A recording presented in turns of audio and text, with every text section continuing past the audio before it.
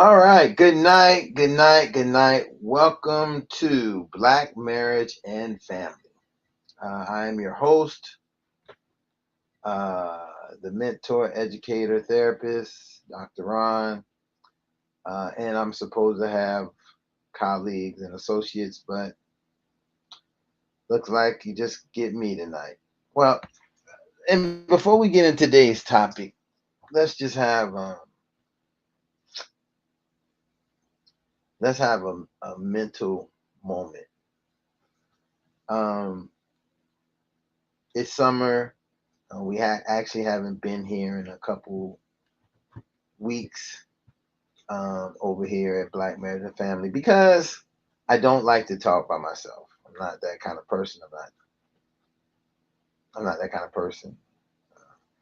That's why I like the community. I love a group of people. I love a panel. I love to hear other people' opinions. I love to hear their thoughts. I love to learn because in conversation and strong conversation, people will say things.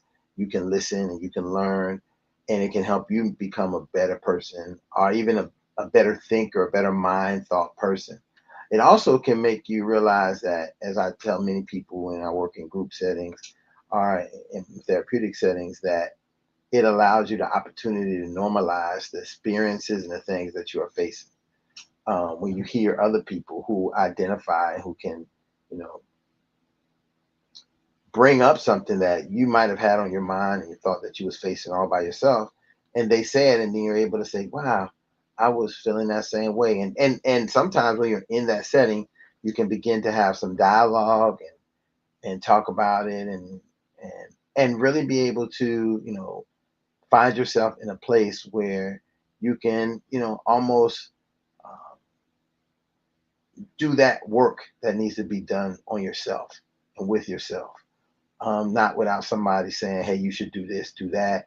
You should be like this." So I'm saying that to say, hey, some of why we haven't had shows is I don't like to talk by myself. I prefer to not just speak to an audience of people who I don't even really know or see. It seems kind of odd and strange and weird to me. But it is what it is.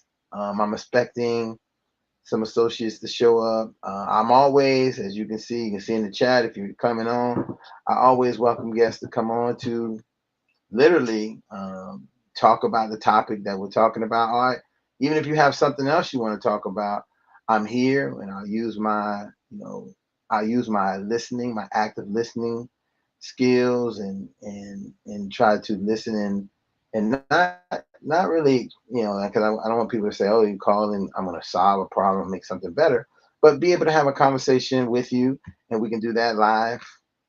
And you never know how. And I know some people, I'm not going to do that. People know my secrets, and that's not confidential. Well, it's not. But we know social media. That's all. People, I guess, share things on social media. Sometimes they share things for the benefit of others, or maybe they don't. I don't know. I think that when you give an opportunity to have a real conversation about certain things, it really weighs in a way that I think extraordinary as much as possible. But anyway, I wanted to have that moment, the time to kind of like have that conversation. And so tonight, tonight's topic, um, and again, I thought somebody was going to be here to kind of talk about it. I thought they wanted to talk about, it, but I can't find them right now. What happens when you learn that your parents cheated? And somebody, I was talking to somebody about this topic earlier. Then I was like, "What are you doing that for? What's the And whenever I tell somebody a topic, they what's the purpose of that topic? Who cares about that? And well, it came out of current uh, situation was going on with the alleged, I would say alleged cheating CEO situation, CEO and the HR professional that was caught on the kiss cam at a concert.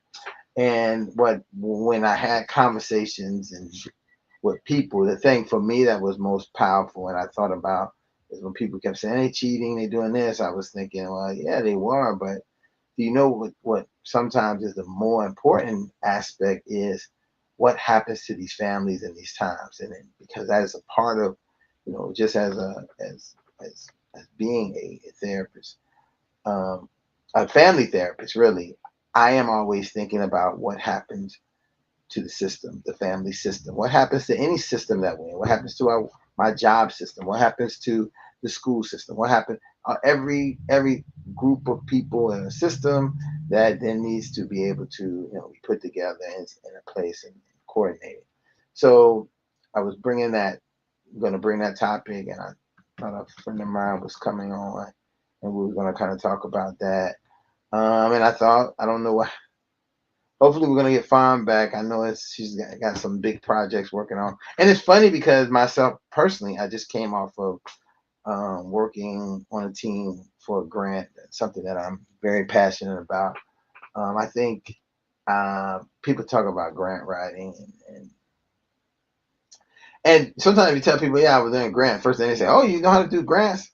And they say, "Oh, you want to?" No, I was passionate about this topic, I wasn't so much the grant writer. I was the grant expertier, um, the expert. Making up a word, expertier. But anyway, I like that. That's why I think that I've always loved Jesse Jackson, because people say he would make up words, but sometimes the words sound good in the rhyme. And if you questioning, well, who would talk like that, how we talk like that, well, I don't want to go into a tangent, but English is not my first language. It's not the large majority of African Americans in this country's first language either. We've learned it, and I have strong evidence of this in my through, not just from just me saying it because I might make up words or say this. I learned it when I was in the Peace Corps and I was working with students who had serious English as a second language issues. And the reason they were having those issues is because the main language that they spoke in their homes and in their community was Creole, the mixture of French and English Creole. Um, but they were expected to go into the school system to do the King's English and British English, English from England, in all of their language arts and things of that nature. And then you would find that that was sometimes the difficulty that they had. They had this difficulty with that because that's not their first language, even though that people will make it their first language. But a lot of times we don't know, many of us don't know what our first language is, especially in America, because America is a melting pot of people from everywhere. Some people some people was already had a language was in the pot. Some people was thrown off into the pot, and some people jumped into the pot. So, you know, when we talk about language and how people speak, and again, that's just something to, this is why I don't like to talk about myself, because it's like a rambling type of thing. You almost sound like a psycho to me. Just serious, straight talk, and I'm being honest. But tonight's topic is really looking at this idea of what, not to talk about what cheating is, but how cheating, as I found as a therapist and working in therapeutic settings, has affected the children and what children will say. And a lot of people don't realize it, because sometimes when they have most therapists who are not family therapists who see full families like myself, what occurs is they only get one part of the story, or they get the actual participating client's viewpoint of what's happening and how it's happening. Whereas when you are in the system of a family, you get to hear everybody's point of view about how that, or how something in the family, or some activity, some secret, some event affects everybody, and which ways it affect, and that it could affect people in different ways. I use a case study of a family that Well, the case study of a blended family. So I give it not just a regular family, a blended family. The mother, she has 3 kids. Mother has 3 kids. Um, the father has a kid, and the mother and father has a kid together. So that is 5 kids. So you have 5 kids. This blended family has come together. Um, the main house kids are the 4 kids, the mother's kids. The father's kid doesn't really come into the house on weekends, so he has reversing visitation. So he comes every other week. So now some days you have 4 kids in the house. And also let me give a better breakdown demographic. The other kids, the mother's kids are older. They're from a previous marriage. And those kids are like, one of them is about to leave the, age of somebody about to leave the house. And then 2 teen high school age. Well, one high school, one middle school age, and then a younger, like 5, 4, 5, 4, 5, 3, 4, 5, 6 year old kid who hasn't went. I don't think has went to school yet, or maybe she might have just. I'm not remembering. This is a long, long time ago that I'm making this case up of the ages of the people. And this, it's funny because I'm making up I'm not making up the family, but the story I'm going to make up is is the story. And so if as you're following along, you probably say, "Hey, I'm not understanding." But this is just so you know, this is hypothetical. But I'm using the real family that I can think of that I know. But the actual story is one that I'm going to make up based on that family. This was nothing that they was coming in for, not one bit. But I'm using them because they're a good example to kind of good understanding of how family therapy works with the whole family in the room and things that can happen in reference to what we're talking about. What happens when children find out, finally you may find out that your parents cheated, and how that can break down. And so we got a demographic of the kids. There is some, maybe there's some back history of bad marriage with the mom. The husband, the present husband, he, his ex-wife with his son, and kind of funny, they're not probably having a bed, but this family is coming in um, because there is suspicion of um, initially the couple is having issues. Let's get this right. The family is coming in not for the suspicion of, infidelity. They're coming in because they need help managing family blending, some of the issues that's happening and occurring in the family. Um, you know, Working on how the son comes in and out, and chores, and just how the family structure is working in the home. And it's becoming, disciplined, and how discipline operates, and who listens to who, and how those things come into play. Um, so you're looking at that family, you have that family all organized, and you're looking at them and saying, "Hey, this is happening in a certain way." Now, the next point that occurs is that in the sessions, the kids are very active, and I'll give you a great example of how it works. Because somebody might even say, "How do you even get to a point to have that?" As some therapists would be maybe afraid to have that many people in the room, because it's a lot. Like sometimes we view a family session as therapists against the family, right? And I'm using that in a term of like the balance of how you can operate, right? It's a lot of people like to do one-on-one therapy that with one person where they can have this conversation with this one person one-on-one, and they do that. So a lot of people like to do couple therapy, but they don't do so much of a good job sometimes with it because Many times people are biased of they can become biased in this therapeutic setting of dealing with a couple. So they're dealing with this couple, they're starting to identify with one person more than the other. So imagine if you got a difficulty with two people, imagine we're talking about a family of five, six, seven, two adults. Well, two and a half adults, because the oldest girl is about 17, 18, about to leave, go to college, teen, adolescent, infant, and another teen in high school. So you have that group of kids.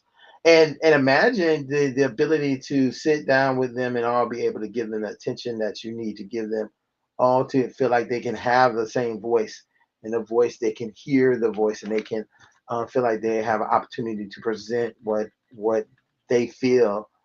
Then the safety of presenting that, right? So we're looking at parents being in the room to be able to be honest and transparent, to say things that they may feel that could be offensive, could be upsetting, could be um, a lot of things to the identical exact parent. So looking at that, so I'm trying to build this picture for you to get a understanding of how this room could look. And you see the one therapist sitting there. You have 7 chairs, kind of like in a circle.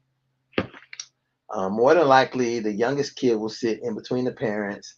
Um, this happens a lot. You'll see the son will sit on the side where his dad is, because he's closer to that. So you'll have the son, and you'll have a son. Um, Let me break the circle. So the circle is me. I'll be in one part. The son, the father's son, will sit there. The father would probably sit there. The daughter they have together will sit in between the father and the mother. The mother's older daughter will sit next to her, and then the other children progressively but both of the sons are sitting next to me in some way. I don't know how that happens, how that will occur, but imagine. So you can imagine seeing this circle there. Um,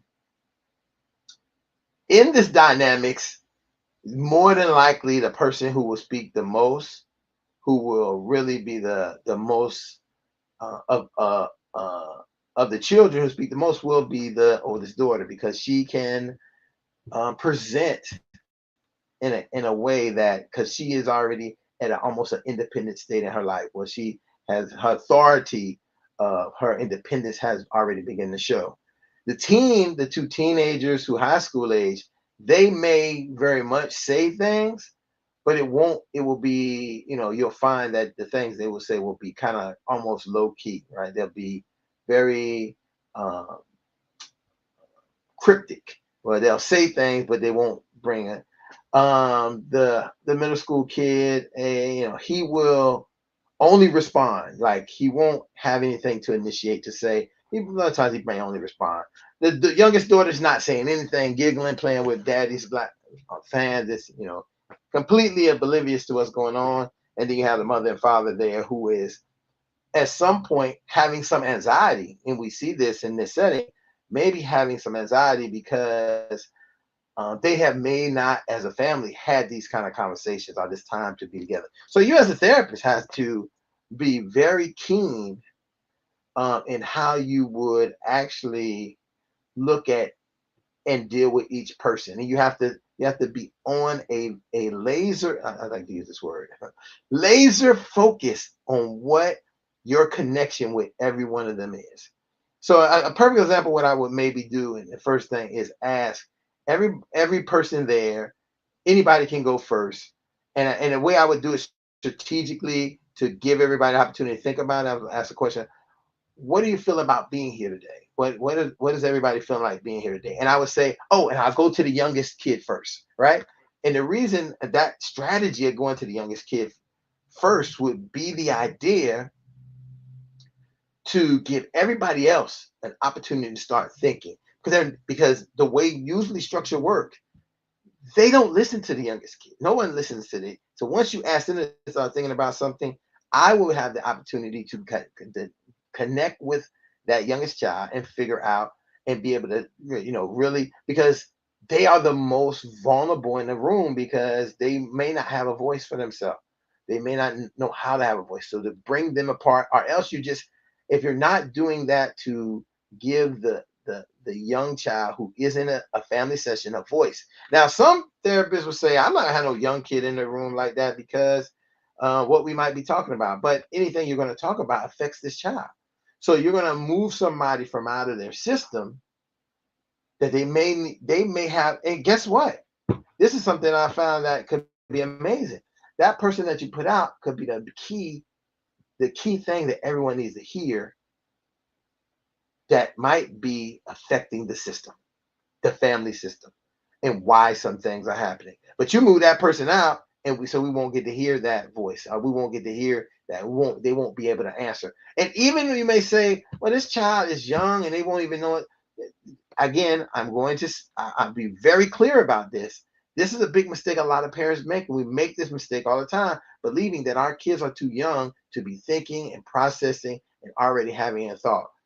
Listen, even when our kids get to kindergarten, and I'm speaking now as an educator, when they get to kindergarten, whatever they have been exposed to, that's what they bring to kindergarten.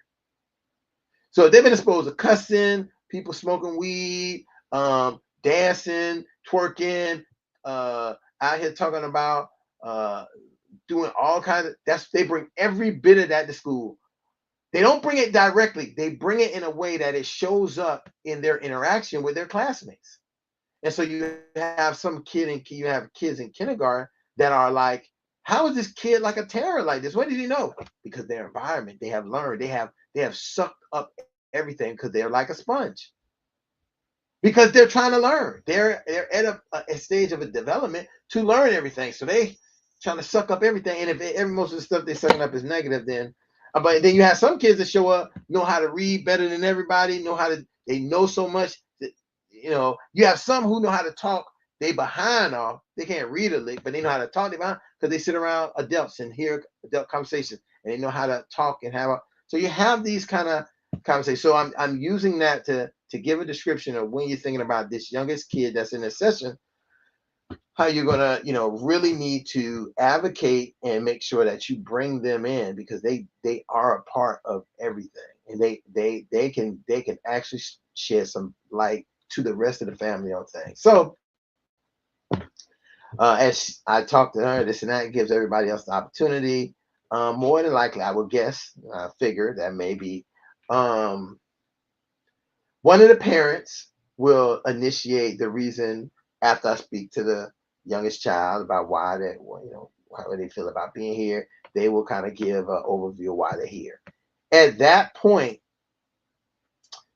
a key thing that I'm always very aware that I must do, depending on who, if the mother says and gives this conversation and begins to do this, the first thing that I'm going to do is directly connect with the father in the same context of what the mother was saying, to get them to hopefully do one or two things, that they agree that they're here for the same thing and what they're doing, or to ensure and know if they're not here for the same thing, because they will be the leads of how a lot of things will go, because kids will follow the lead of the parents.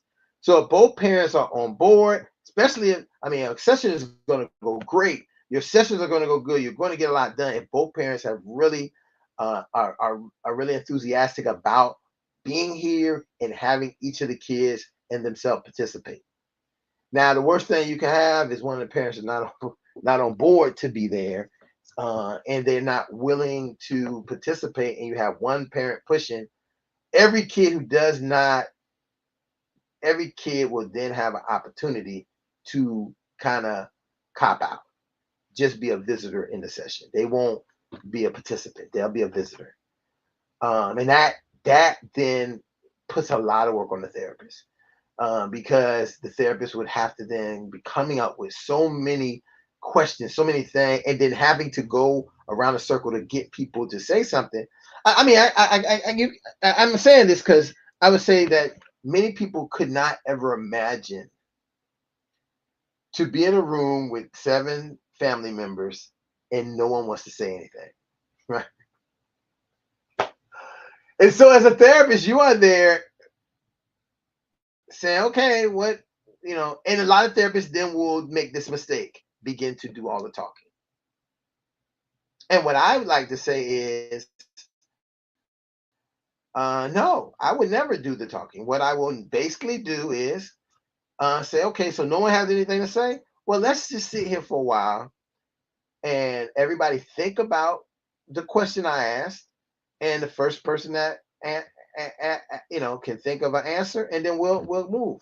Because the way I look at it is, I don't want to start that type of behavior with a family or with any client. That I am the initiator of what's happening. I'm not a coach. I'm a family therapist. So I'm not here to motivate you to talk.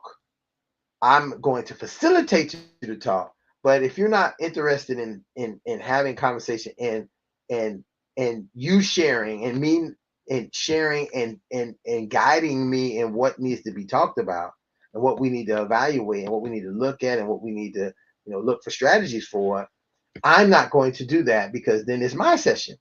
And guess what? That's doing you a disservice, because when you have to go to your home and use the tools that allegedly that we understood and worked on in session, you will only be and are. I just thought about this. One of the worst things people will say is, "Well, the therapist said this, so we should." And when I think of that, I say, "Oh, you're about to you are about to be in trouble as a therapist, because that's not going to end well, depending on what you have told them. If you have given them homework to do certain things, you have given them strategies and techniques. The therapist said that we should try the strategy and techniques. You only presented something. But when you bring your opinion as the therapist, and I hope that this is something that sometimes opinions, some therapists can be opinionated and bring in their standard of what they think, when really the reality is it is the family standard and what they think. I am just a guest in this room to facilitate.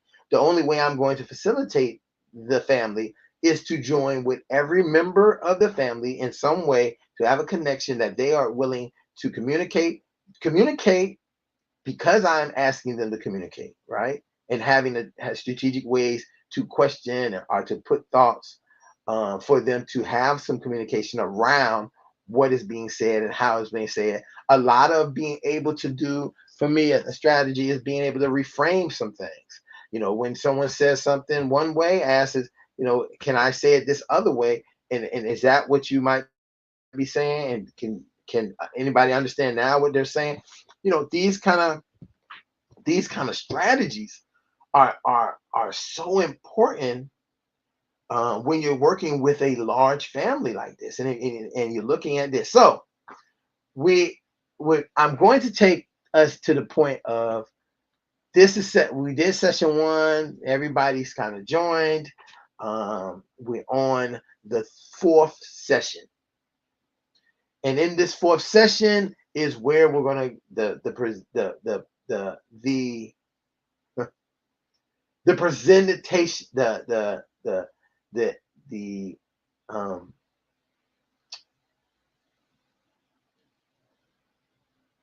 the infidelity is presented in this session, but it's not presented from who we would think it would be from, and how this will go down. So, in the story this case that I'm making up as it's a case. So we come to the fourth session. The previous few sessions have been very good. I've been able to join with everybody except the youngest boy, who is kind of he's somewhat disconnected from the therapy sessions. He's even more disconnected from the therapy sessions than the youngest daughter, who is happy to be there because she likes the way I make these little happy faces to her, and me and her have a little secret sign that we do, and that's how I know I keep her in connected. And the oldest daughter are very in tune, because she's really believing into what's happening, because even though she's about to leave and go to college, she is very interested in the dynamics of the concern for her mother, her stepfather, and what will happen to her siblings when she's gone, because she kind of feel like she kind of balances things out. Um, the oldest son, he and the teenage daughter, who were both high school age, they both are very smart, as I would like to say, witty, smart aleckly. So our connection with each other is really about the idea of being witty, and I'm very witty with them, and we are able to dynamic, being that connection of that way.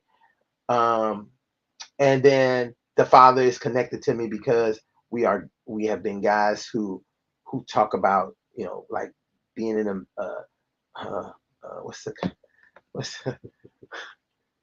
that I am always very to him. He might see me, and I've been very meant to be like, hey, we're buddies, we pals from back in the day. And then the mother, um, she her respect for me is my professionalism of how she sees the management, and she understands the therapeutic process better than everybody else in there because she has been through her own therapy for other times, and she likes the way that I handle that, the mannerism that I handle her family, the mannerism that I handle uh, the structure of what happens there. So that's me and her connection, and she is sometimes she helps keep the organization or keep people on task because she knows how serious she wants this to be. So here we are. We are here in the session, enjoying. We're talking about how things have went, some homework we had, um, and the youngest son says, I guess in the conversation we're having, I asked, how's everybody feeling today? And he says he doesn't want to be here anymore. And I say, oh, what does that mean? You don't want to be here anymore? What do you mean you don't want to be here anymore? And so the first thing I think is, oh my God, maybe he's making threats. So I inquire more, and I think his mom gets very concerned about that. Like, why do you want to be here? And just some backstory, just some understanding. He's a kid that stays up late at night playing video games. So that's a part of why he really doesn't want to be here. It's a waste of time stopping him from enjoying his fun time that he got to come during this time. So I say, oh, so you don't want to be here. Why? What would you rather be doing? And in that conversation, he presents this idea that he doesn't want to sit in a room with someone who's doing things. He doesn't want to sit here with somebody who's doing the things they're doing to his mother. So you have to keep your okay. With that being said, I have to keep your composure. The first thing I do is I continue to look at him. I don't go looking at the mom. I don't go look at the father. I kind of keep looking at him and saying, okay, so what do you mean by that? And at this moment, the dad immediately said, yeah, what do you mean by that? This is where if you do not have the skills to manage a family, you are going to be in trouble, brother, in trouble. So, um, and then I say, I would eventually would ask him, do you feel like this is something that needs to be talked about in front of everybody, or do you think it's something that should be talked about just with some people in the room? And he said he didn't know. So this is a perfect example when we start looking at the situation of, is this a way to get out? Is this something that he doesn't want to be here, so he's going to disrupt the session? What do you want to do? So in many instances, um, I then look to the mom because I'm saying, and then she looks at him and says, in a very stern voice, because I think at this point I realize there is a conflict between the dad and the youngest son, and probably because of discipline, based on some of our past sessions. He's really hard on him about cleaning up and doing certain things that he's not doing. And there is some concerns that his son comes over and doesn't do the same kind of cleaning, plays the same video games, and he like it's like some, we have a small bit of what I would call favoritism, family biases of my kids, your kids, treat my kids like you treat yours, and this and that. So, but anyway, we get past that, and what I then realized, while this is still talking, is I asked the son, is it something that you want to share with the family, or something that you feel based on your statement? And he says,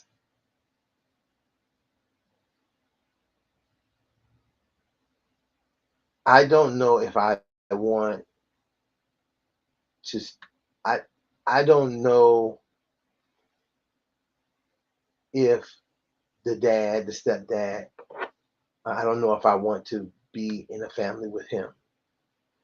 At this present moment, that sends up some red flags that there maybe might be something going on. And so at that point, I have to really begin to investigate and really look at, really get some more clarity. And long story short, I asked everybody to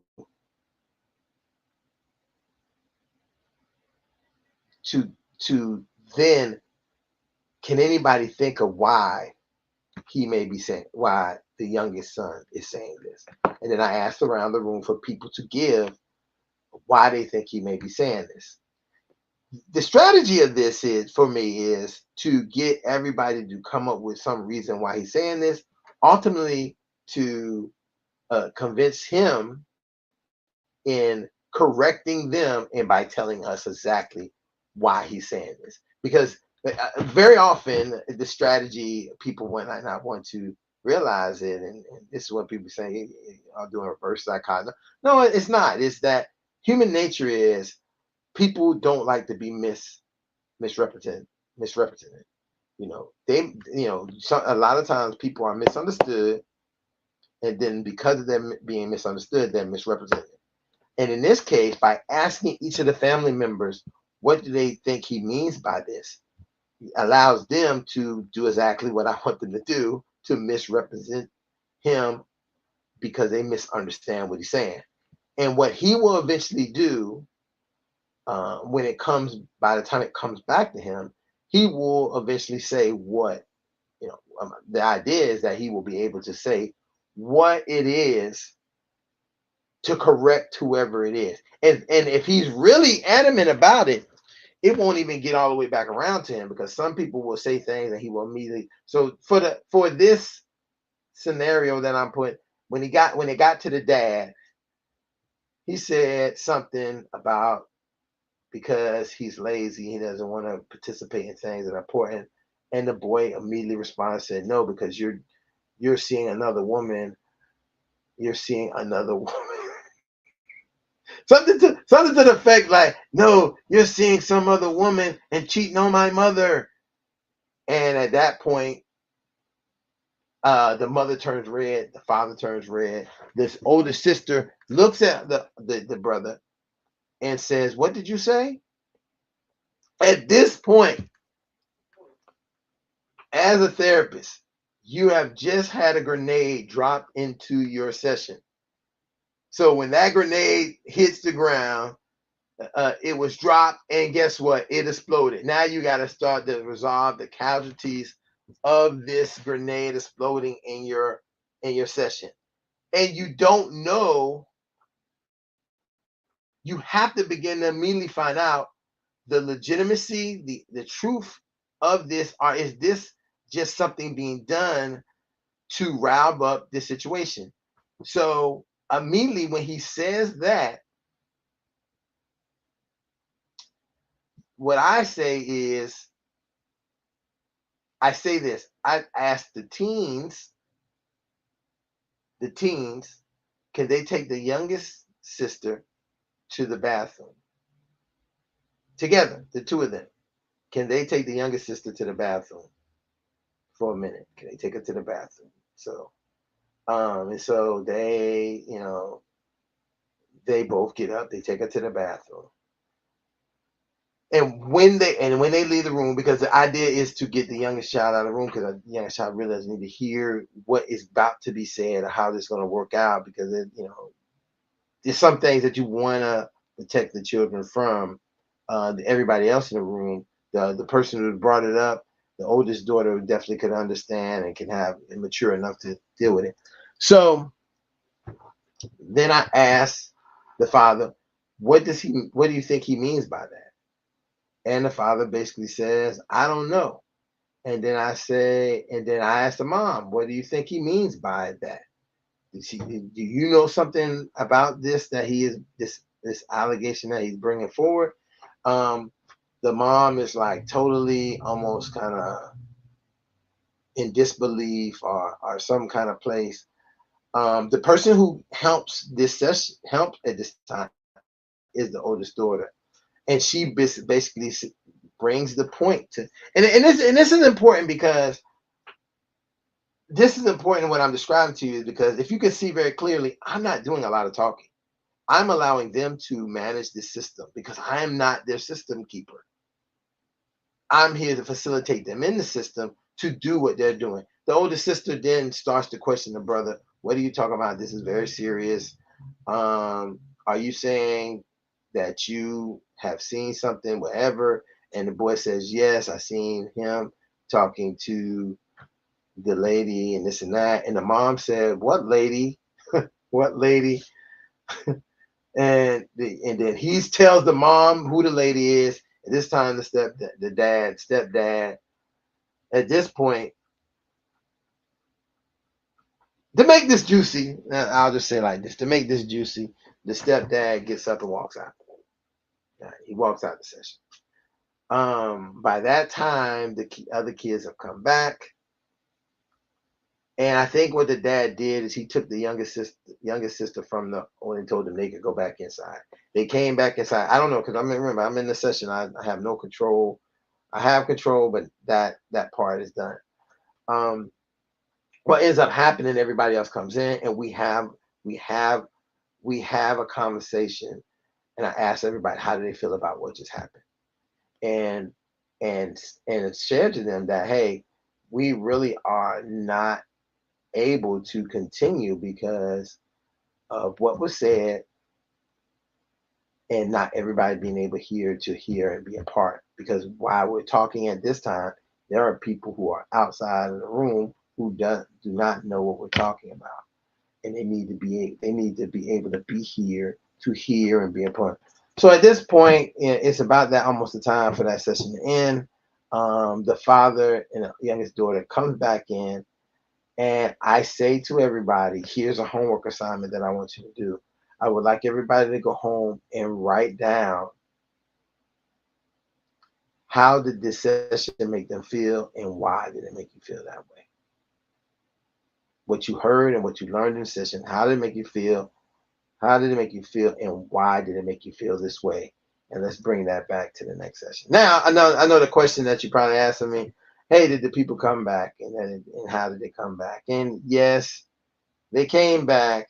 Matter of fact, what ended up happening that was very clear is that, just like I said, it wasn't really about the father cheating. He wasn't cheating. And here is a great point of how you find out so many things in therapy, how important therapy is to bring up and to clear up things that could be problematic. That son, he brought that up because that was his experience with his own father and his mother. And the woman that he is talking about, that he went to the place, and I fought the father for this. I fought the stepfather for this, that he went and seen the boy was the father's sister, and their interaction was odd to the boy, and the boy didn't know. So he never introduced the boy to his sister. He just let the boy stay in the car. He went in the house, blah blah blah blah. But the boy remembers that. Here's the part I'm making. This boy remembers that this that moment of going somewhere with the stepfather, of probably being in that situation before with his biological father before and his dad before, it triggered that this is happening again to my mother. And this guy is on my case about me being a certain way and doing certain things. And so that's the part that you have to go into play. That the confusion of this has to do with sometimes when step parents and the blended family are being hard on kids, it's the idea that they're being hard on them because they don't like them, not that they want them to be um, better. I mean, and I think that the problem with that, and we resolved. I would think that a large majority of that could be resolved. That those issues can be resolved in therapy by showing and understanding what the values of the family is, what the structure, and that mom and dad maybe do these things together instead of the dad doing it. That it becomes a joint thing that both people do. So it's not a thing that kids can weasel around and say, "Oh, it's just him who want me to do this. My mom doesn't care," kind of thing. And so. Uh, you look at this and you put all this together and you say to yourself, wow, can you imagine the intensity of how many mistakes you could have made in this sessions or during these sessions with a family like that dealing with an issue that was an alleged issue, right? Alleged issue that was really a misunderstanding. But that misunderstanding came from what the key thing that I'm going to close up with us tonight that's most important is communication is key. Meta communication is vitally important to ensure that people are not misinterpreted or misunderstood. Being able to have the ability to communicate about things, giving your children the ability, the opportunity to express things openly about what they experience or what they feel, leads to them being more socialized later to be able to advocate for themselves as adults. So you see these kind of things that happens in these family structures, and so um, I know this was if you watched this all the way through. Anyway, if you did, like, share, subscribe. Hopefully, we'll be back to. I already know what next week's topic is because it was supposed to be this week. I changed the topic to this week. This topic about parents cheat. How you feel about your parents cheating? Because I thought I was going to have a person come on and talk about it, but it didn't show. Anyway, I know next week topic is going to be about how grudges can better your relationship. Now I know that's going to be crazy, and hopefully the people who are going to come on will talk about it. If not, I'll get another fictional. I get another one of my fictional families and put this scenario into it and explain what I would do as a therapist in that situation. Hopefully, helping beginning therapists, even helping experienced therapists how to manage a family in family therapy. And I'm doing that because I think that is probably one of the most important things that that I can do. It's definitely a strong niche of mine, being able to work with large groups and large families in this capacity. And how did I was able to do that? It came from my educational training background. Once you start to learn how to be able to do training with large groups, especially people who don't want to be at training, who feel like this is a waste of their time. They got other stuff to do at their job. They come and say and listen to you talk about domestic violence or how to spot domestic violence. But when people don't want that. They didn't want that. But finding a way to win everybody to join with everybody in the session, making those key points for them to then be able to say at the end of a session, all right, listen, right before I'm gonna give you an example. One time I was doing a domestic violence presentation down in Miami, and I thought I had enough time to get from Fort Lauderdale to Miami. But I was running late, and the people was like, and it was really, listen, when I got there, they was 40 hot with me. And I was like, there was a major accident on I-95.